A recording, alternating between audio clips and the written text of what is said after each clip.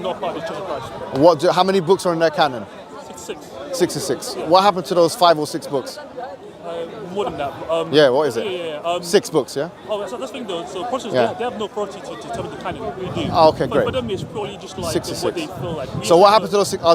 Do you believe that those 6 books are part of the canon and those Protestants don't believe in that, right? Yeah. Excellent. So who got to decide what's in the canon and what's not in the canon? The Church of Christ, the church. Which church? Which meeting? The one that. Which council?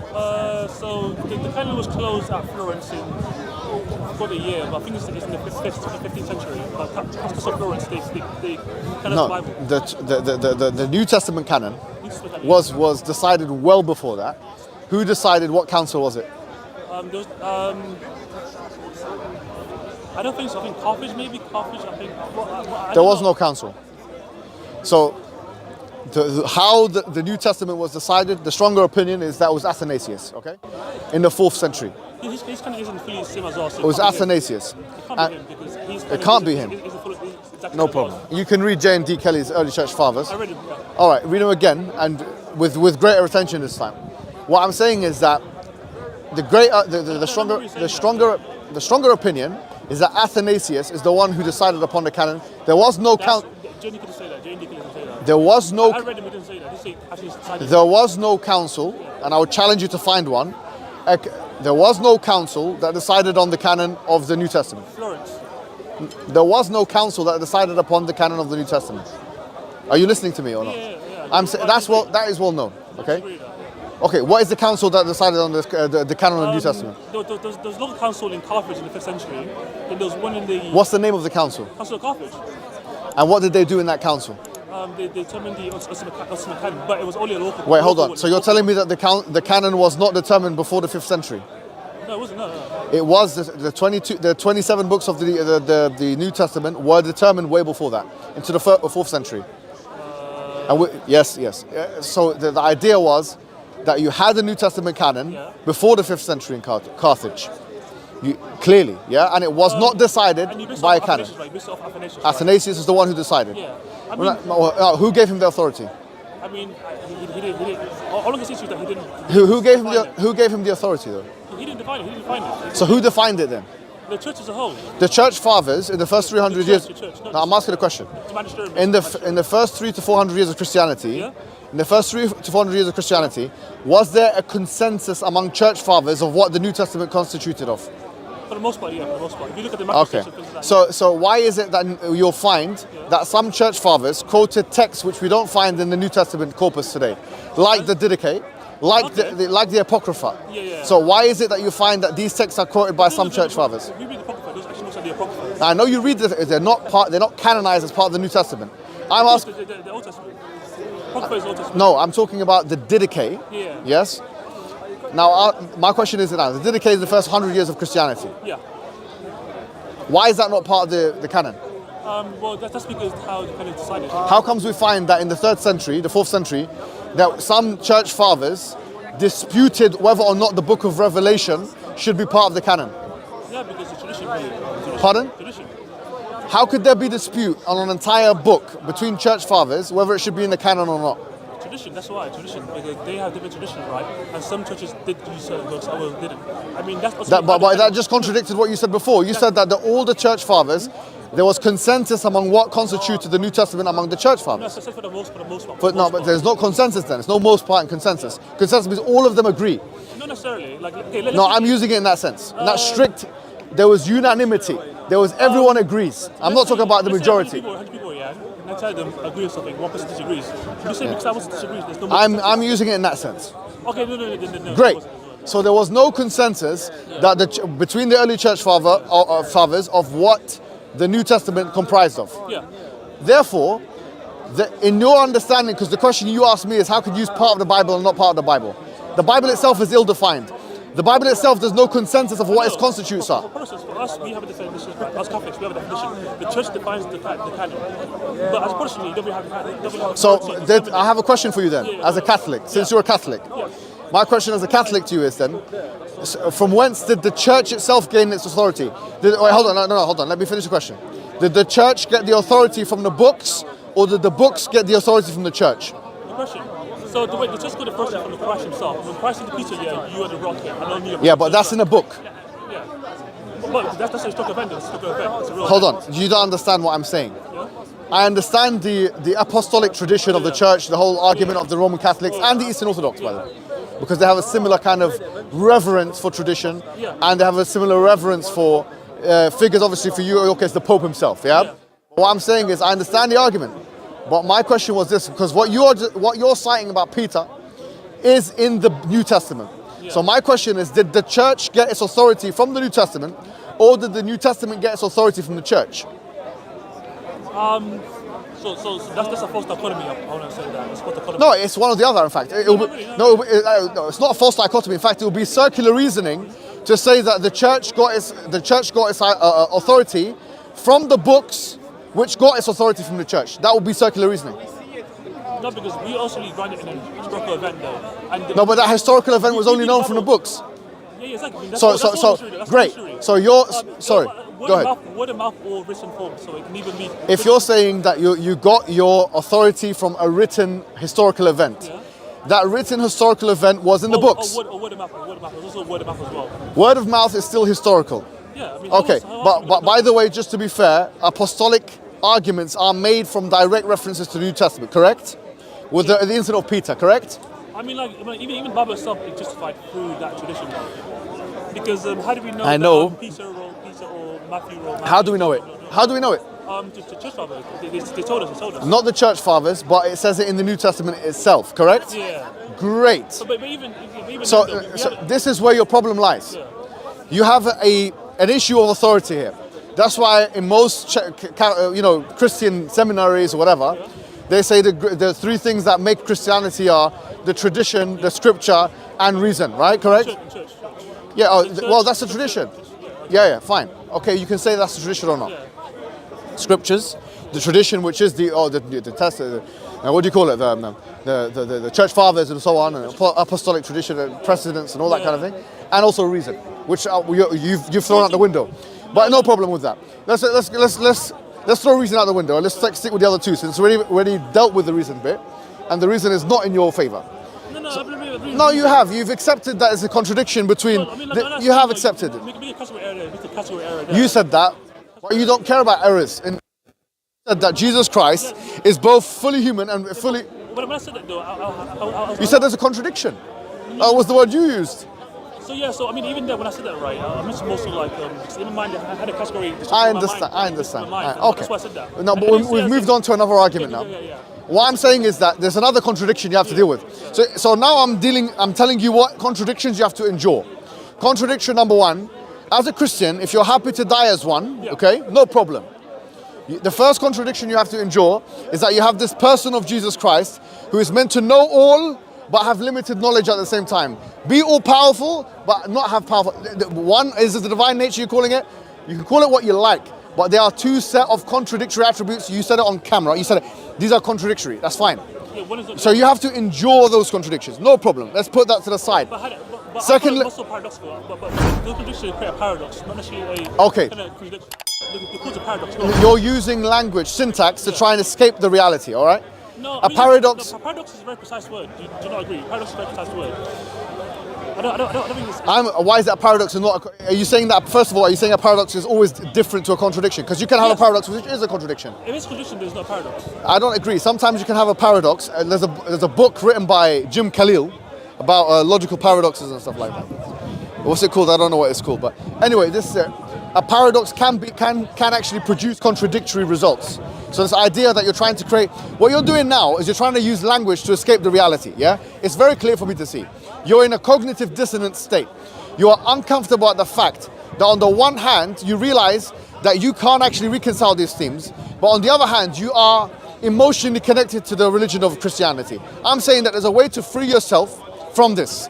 And I honestly want the best for you, bro. I know I was a bit rough with you before that, and I apologize. I apologize. But at the same time, I want to say to you, look, I was telling you about the hellfire, but there's also Jannah, heaven. I'm saying that virgins, all that kind of stuff, which I'm sure you're interested in women. Are you interested in women or men? Yeah, women. Sorry. You're interested in women, and do you have a sexual urge, or do you have libido or no libido? I have very high libido. Okay, fine. So do you find sexual practices enjoyable or not?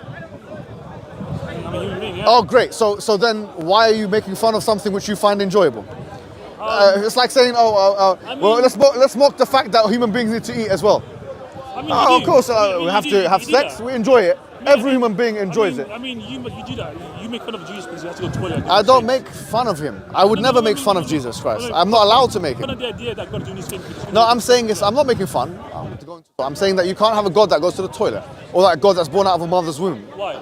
Because of the thing I just told you. If God is all powerful, if God is beginningless, he can't be beginningless and have a beginning at the same time.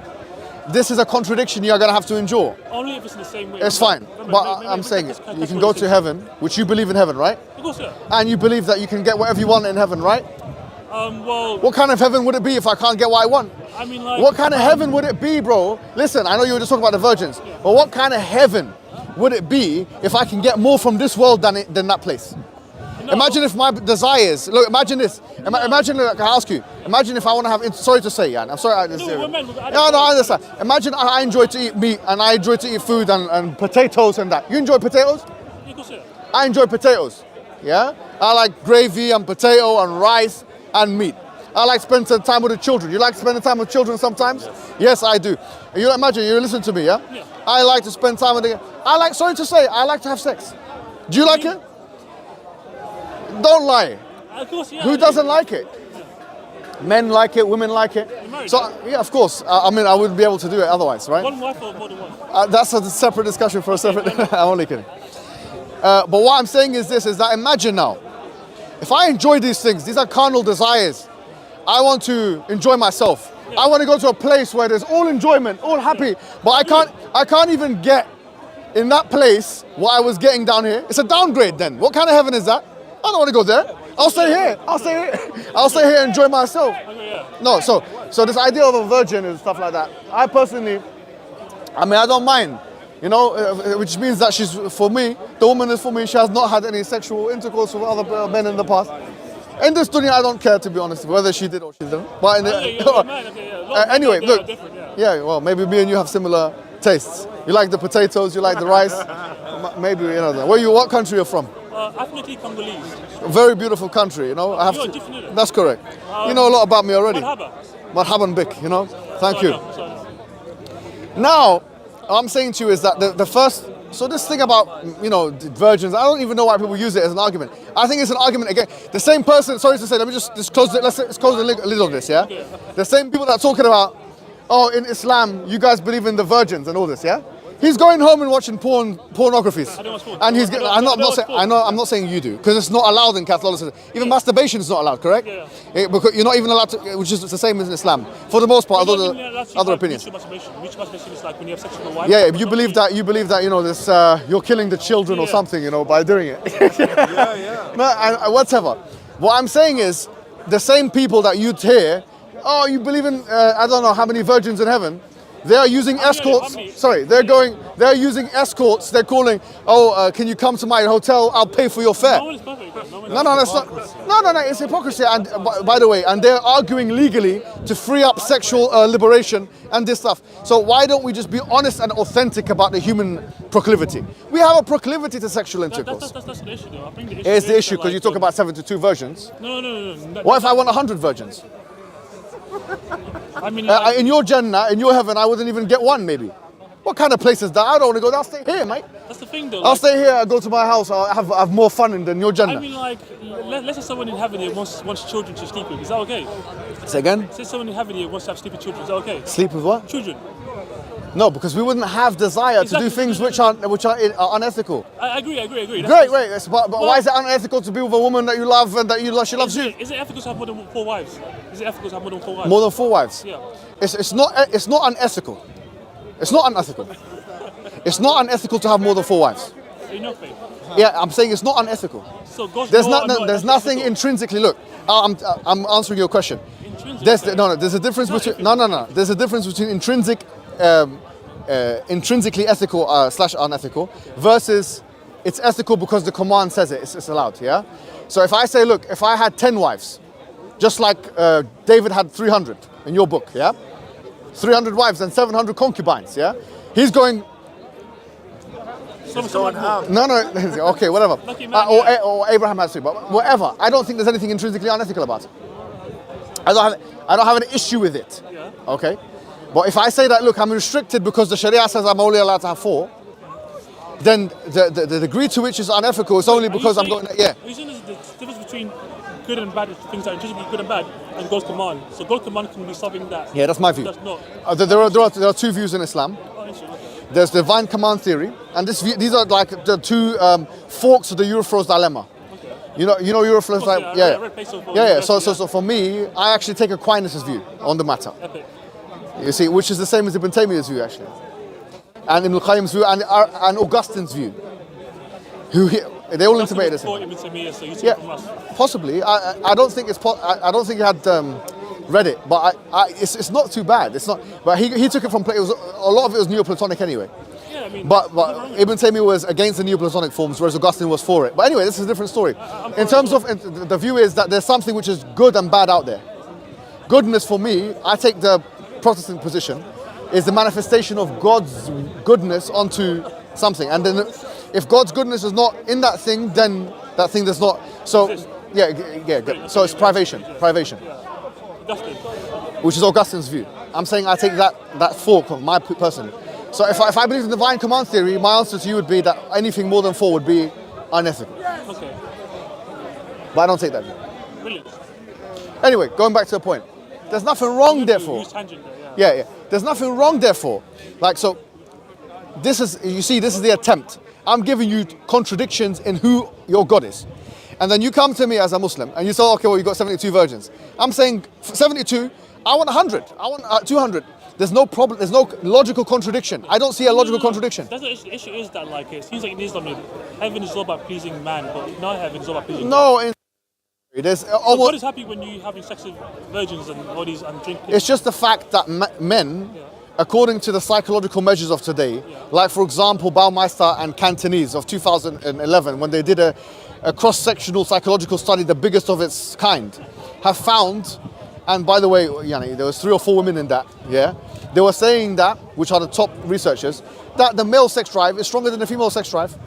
So that's what the psychological. You can write a paper and you can disagree all you like, but what you have to do in order to disagree is you have to write a paper, peer review it, and then challenge the results of the other psychological investigation. Never studied that contradicts that one. Yeah, but I have not found, and in fact they mentioned that in the study, that there is no other study that contradicts that one. Elaine Hatfield, in 1989, when they went to the men in the campus. I'm not sure, have you heard this study? Very famous study. They repeated it from the 70s all the way to basically the early 90s, and they asked men and women 3 questions.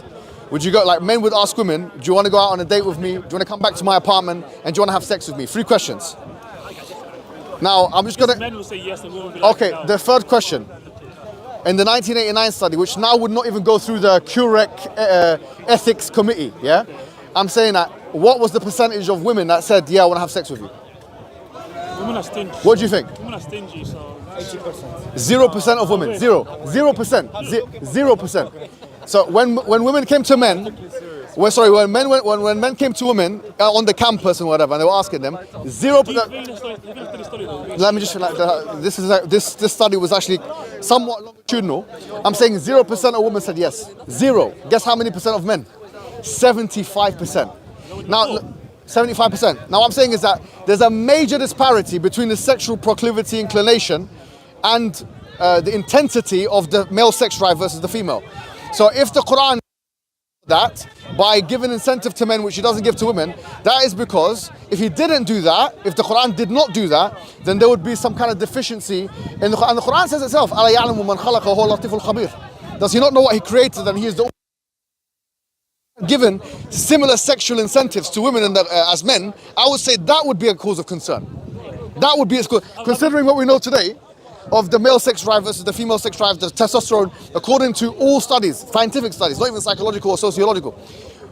Females have 1/10 to 1/20th the amount of testosterone that women do, that men have, And of course, testosterone is inextricably linked to the libido, which is why when they asked the question of female sex drive, it goes up when the testosterone increases. If you increase testosterone in women, their sex drive increases as well. I'm not saying it's the only reason why their sex drive may go up, but I'm saying there's a difference here. And I think most people know it. I think you're playing the fool. So No. no. You are playing the fool. So what I'm saying is, I'm look, not saying it's wrong here to have sex and be there's attracted. nothing wrong with having sex in limits. But what I'm saying is that, what's the issue? It seems like the focus right is on man's pleasure. No, it's not. No, I totally disagree, bro. I totally disagree. Like, let me give you an example, yeah? Let me give you an example. How does it honor God for me to have sex with all these women in heaven and like? Sorry, what's again? How does it please God here or It's not about please. Look, sorry to say. Look, look. Heaven is a reward that God he gives to people as a result of His mercy. Now, if I to reduce my sexual interactivity and to do this and stick within the guidelines of God, He's saying, look, pardon? You worked. Sorry? You worked. Yeah, if I work. You did things God's favor. Yeah, So we don't believe in Christianity. We don't believe we can earn God's. No, we're not saying we earned it. I didn't say we earned it. If I did that, God will decide to put His compassion on me. He may decide to give me more than what I actually deserve by giving me all these rewards. And He does the same thing with women. No one's going to be left out. And in fact, this idea, look, there's verse in the Quran which subjugate males to females. I'll tell you how. In Jannah, for example, there's this boys, غِلْمَانٌ or wildanun. It's mentioned two different terms. That there'll be يَطُوفُونَ عَلَيْهِمْ غِلْمَان or يَطُوفُونَ عَلَيْهِمْ وِلْدَان. These boys that will be going around and serving people in Jannah, including women. Would they sleep with them, the boys too? Say again? No, but bro, no. I'm saying to you, you're making the same mistake. You're assuming that the incentive for a man is the same as the incentive for a woman. No, that's not the issue. Well, you have an equality. You have an equality premise. We don't believe in equality in this regard. Good man. So what I'm saying to you, if you don't believe, so why are you asking if they're going to sleep with them? Do you think that women want to sleep with boys? Do you think that's an incentive for them? Do you think that women sleeping with young boys is an incentive? Do you think that's an incentive? Great. So now we understand.